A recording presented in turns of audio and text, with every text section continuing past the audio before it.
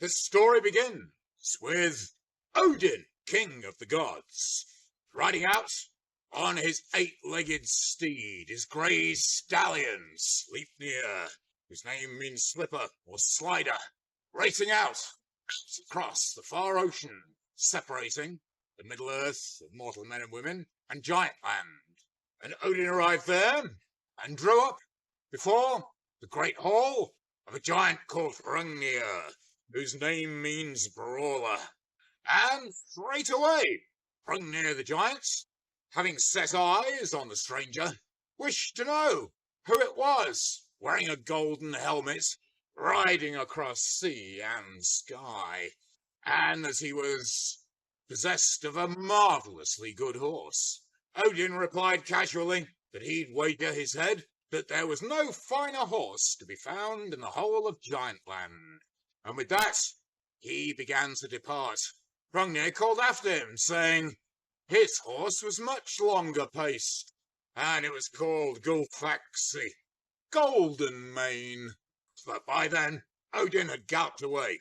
This made Hrungnir furious. Straight away he pursued the king of the gods, riding so hard and so fast that before he knew it, he'd ridden through the gates of Asgard, land of the gods, only coming to a stop outside Valhall, Hall of the Slain.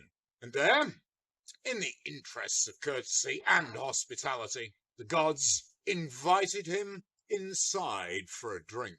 However, the giant had no manners.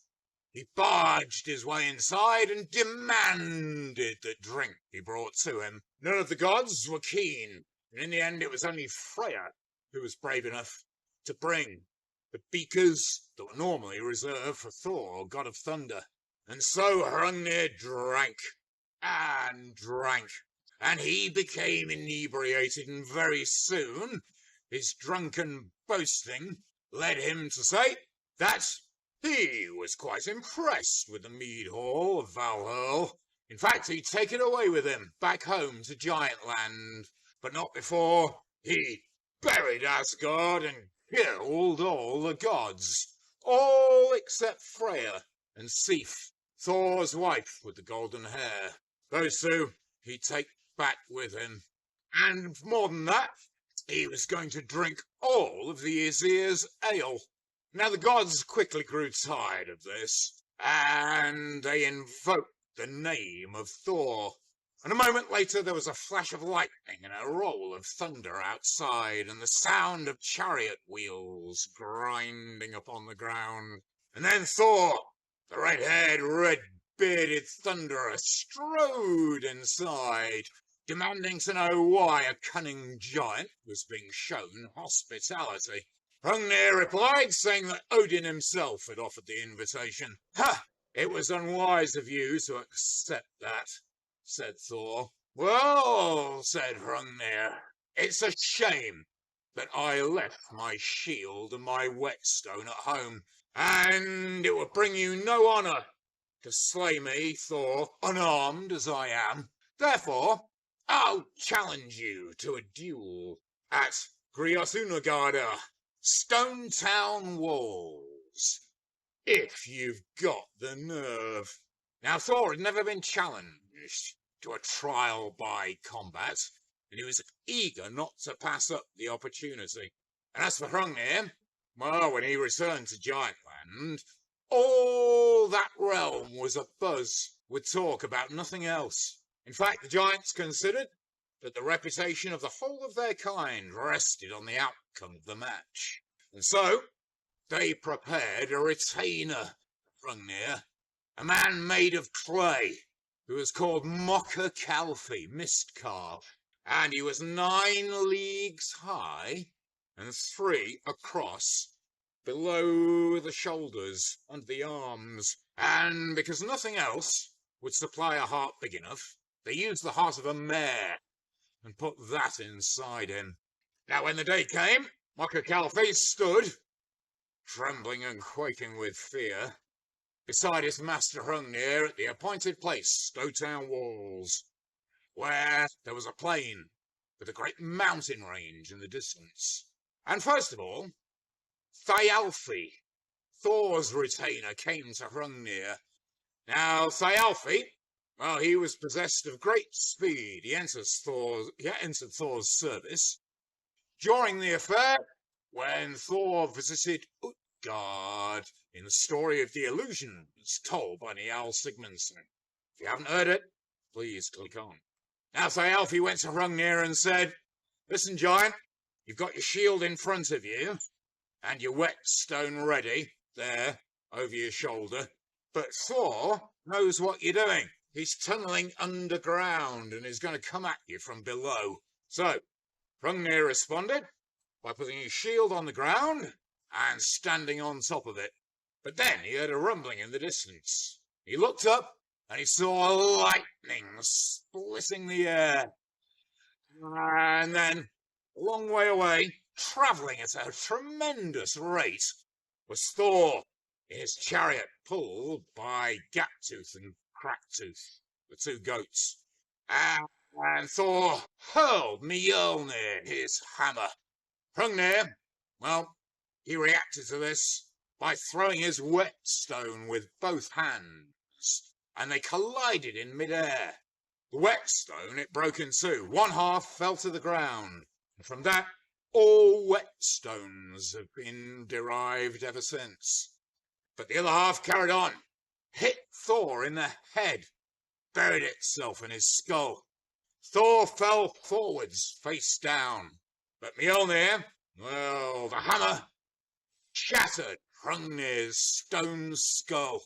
So his decapitated body fell straight down with his leg pinning Thor by the neck.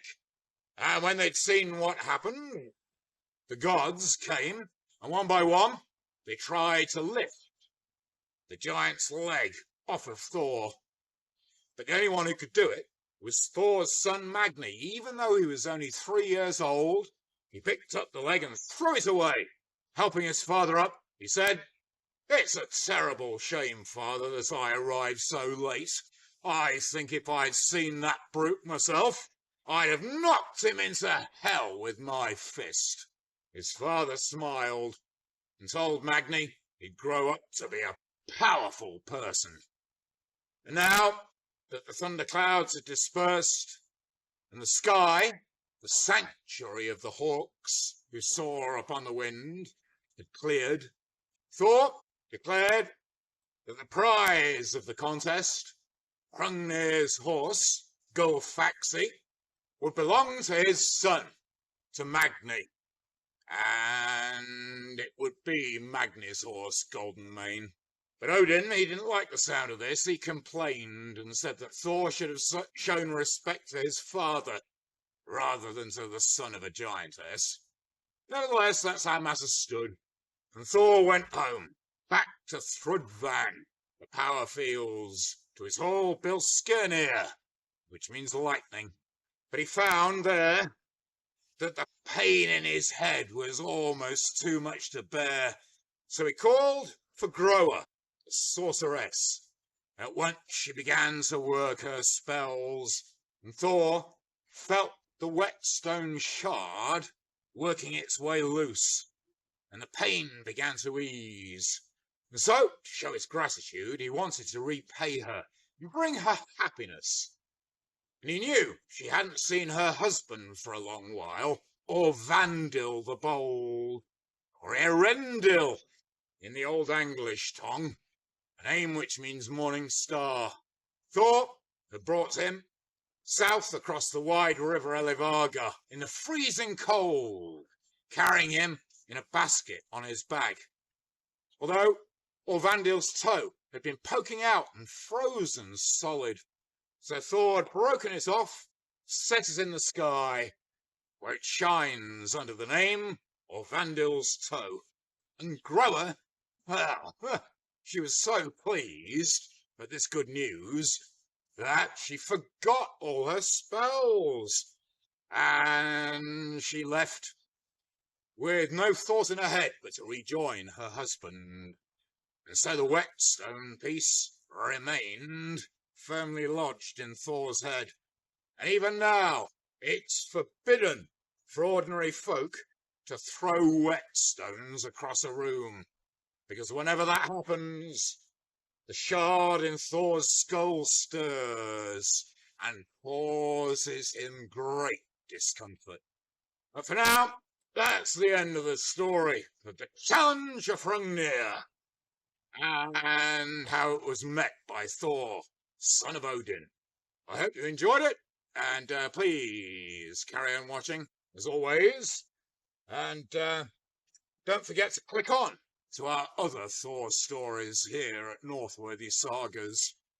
And, was hail! Good health to you all!